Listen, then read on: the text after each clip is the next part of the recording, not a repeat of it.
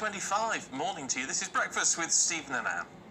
Yeah, Mick in Brackley says, you can't beat those air fryers. I've got two. Two? Beryl says, get a Ninja range. Absolutely 100%. You don't need to use oil at all. Frozen chips, cooked amazing. Jackie says, I've got one, but I prefer my oven for homemade chips and roast potatoes. I don't own a cooker, so both are perfect for me. You've got an oven, but no cooker. Oh. No hob. Oh. No hob at all. Can you manage without a hob? Hobless. Ooh. Hobless. Hobless homes. Maybe it's the way it's all changing, though. It is. It clearly is. Our kitchens are changing, aren't they? Fascinating stuff. Isn't that interesting? Yeah. Shall we take a look at today's newspaper front pages for you? Start with The Guardian, leading with the headline, A Budget for the Rich, as Kwasi Kwarteng's mini-budget is revealed. The Eye says the pound has plunged as Kwarteng bets the UK economy on tax cuts.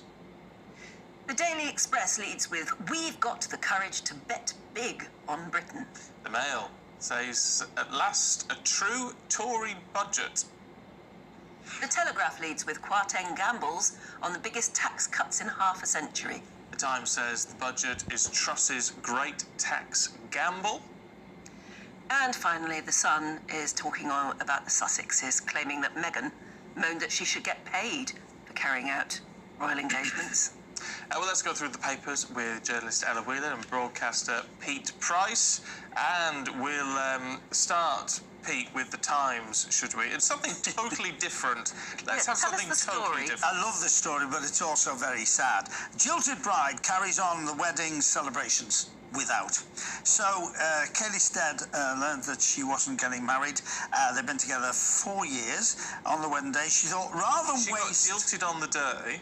Well, yes, but she thought rather than waste the plans, she decided to have a photograph taken on her own. Oh. She smashed the top of the wedding cake. Right. She stayed in an Airbnb with the bridesmaids. Her first dance was with her dad.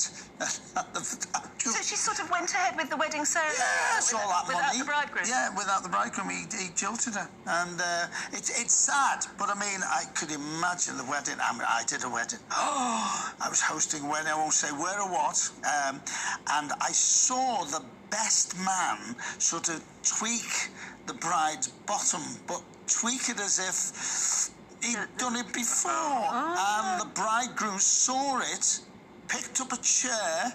I was hosting it, picked up a chair to hit him. What? He ducked and got her mother. Oh, no! And I just broke out into a song, Fly Me to the Moon.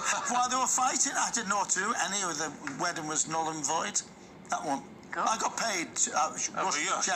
But these things, apparently, it's people these together, days, isn't it? Weddings can often go hugely wrong. Well, here's a great statement. I know two people, once again, who lived together for 7 years, got married and fell out of love with each other after getting married. Yeah, you do hear about that. You hear about this. So it is a minefield, but I mean, bless her. Imagine smashing the top of the wedding cake. I love that. Well, she was very courageous.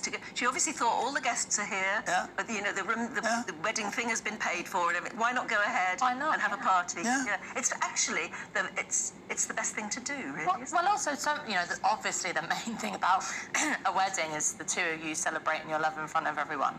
But at least, if we're being honest, lots of us also like the fact that it's an excuse for a big party.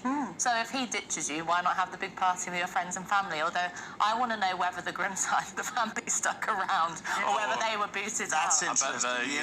And of course, and I know we sort of said, oh, poor her, what a devil he must be. No, there's two sides to it. But I do believe, if in doubt, don't for a wedding. Absolutely. And the divorce parties these days, that's big business. Oh, is it? I've hosted a load of them. Divorce Oh, they're fabulous. They go ballistic. They burn their dress and, it's outrageous. Outrageous. Oh. Quite how we move from that, Pete, to talking to our next guest, I don't know. We're going to be back to you two.